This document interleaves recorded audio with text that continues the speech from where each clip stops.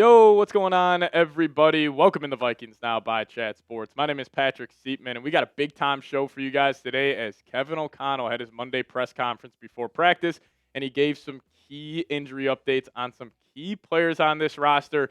He obviously had a lot to say around the quarterback position, but also two guys defensively that the Vikings could get back this week. So we'll talk about it, but speaking about this week, this is a massive week for the Minnesota Vikings. I think, number one, during the week, like the injury report, getting updates on J.J. McCarthy, getting updates on Carson Wentz. The trade deadline is 3 weeks away, but then also just for the football team, this is a massive game against the Philadelphia Eagles. You have a chance to move to 4-2, or you could lose this game and fall to 3-3. That is a huge difference in terms of what your record could be if you are trying to go and still win the NFC North this season. So I'm asking you guys, hit that subscribe button no matter the time of day, no matter where I'm at. If we get a big-time injury update around J.J. McCarthy, Carson Wentz, or any of these guys, I'll pop out a video for you guys ASAP. So hit that subscribe button today. Once you guys are subbed to the channel, hit me with a skull down below in the comment section.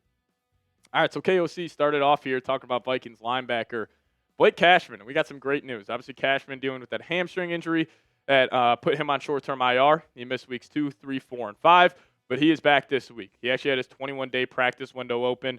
And just kind of listening to how KOC was talking about Cashman, I fully expect him to be back in the fold. And KOC was giving him a ton of love. Like, he was talking about just how different this Vikings defense is with and without him in the lineup, how when Cashman is in there, he allows other guys to kind of play their niche role. I think he was mainly talking about Ivan Pace there, where Ivan Pace, he has definitely struggled this year. But when Pace has Cashman next to him, then we see the huge positives of Pace's play, where he is fantastic as just being that blitzing linebacker. And also, we know the Brian Flores defense, they love showing you a look. 7, 8 guys lined up on the line of scrimmage. You got to pick and choose who's coming.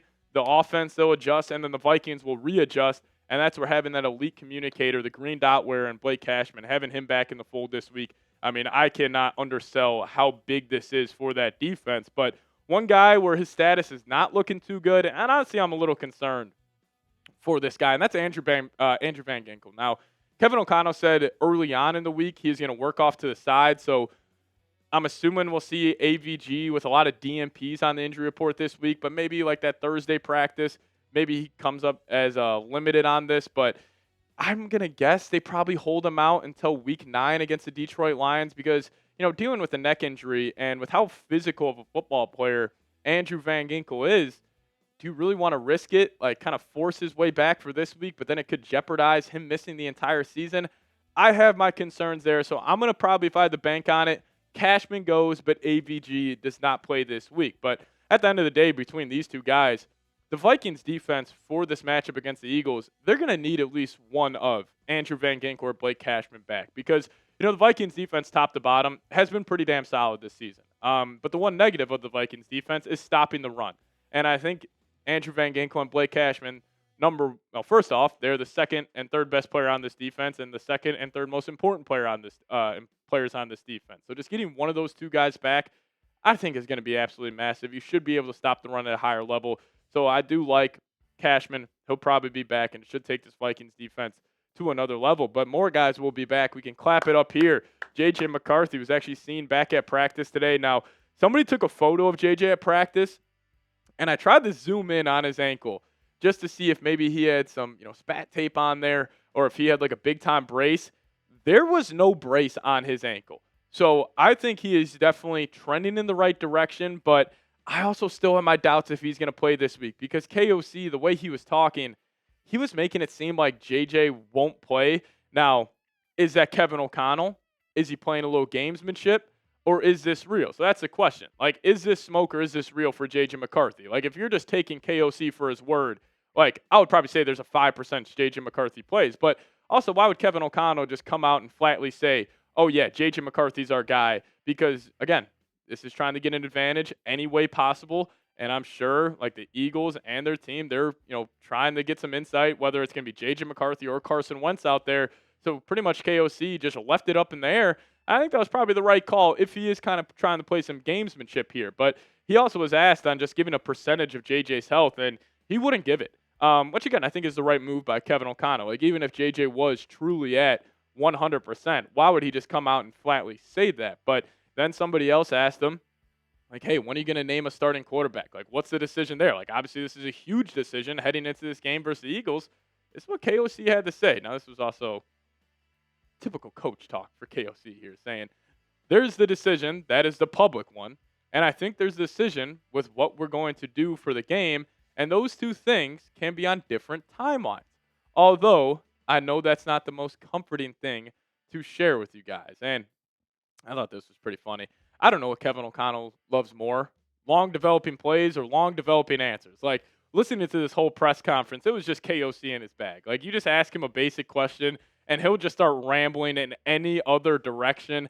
And then KOC, like, he just loved these long, thought out answers where it's just kind of throwing smoke to the media. So clearly, long developing plays, long developing answers, like, that's just up KOC's sleeve there. But it is nice to have JJ McCarthy back out there. Again, I don't think we're really going to have a definite answer until it's like official right before the game, where it's like, oh yeah, JJ McCarthy is the starting quarterback or Carson Wentz is the starting quarterback. But quickly, some other guys that are back at practice.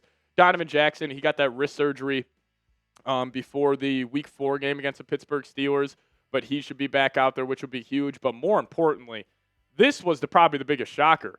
Right tackle Brian O'Neill, he's back at practice.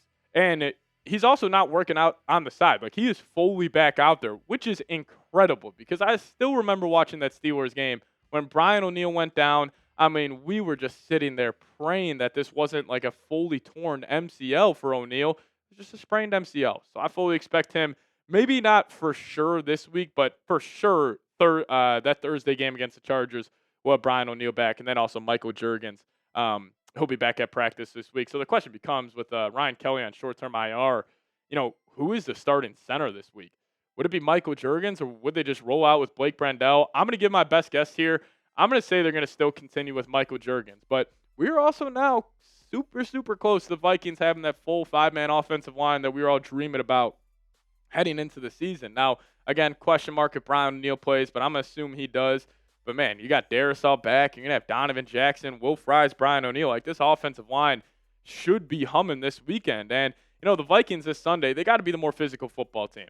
The Philadelphia Eagles, they were the most physical team in the NFL this past season. But we saw last Thursday night for Philadelphia, the New York Giants completely pushed them around.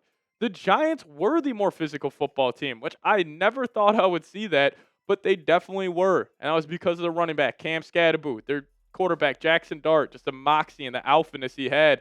Like, you really felt the Giants, and it also in the trenches. I mean, the Giants' defensive line, they're getting after the Eagles' offensive line, and if the Vikings want to win this weekend, you're going to have to replicate that game plan. You're going to have to be the more physical team.